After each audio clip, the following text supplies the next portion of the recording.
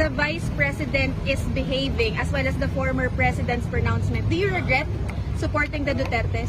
Yes, I really regret. Why, sir? Hindi ko na maakalain na ganyan pala sila eh. Yung statements ni Vice President Sara, napaka-immature. Kulang na kulang sa statesmanship. At saka, hindi siya nag-aaral.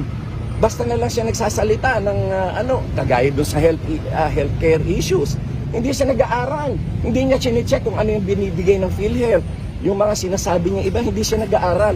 She is totally detached from reality. Sir, last question from my end. Sir, is the devil's advocate lang po, no?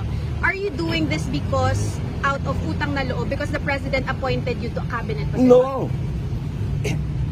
Appointed me to the cabinet. Okay. Alam mo ba na mas malaki kinikita ko when I was in the private practice? I was a corporate executive.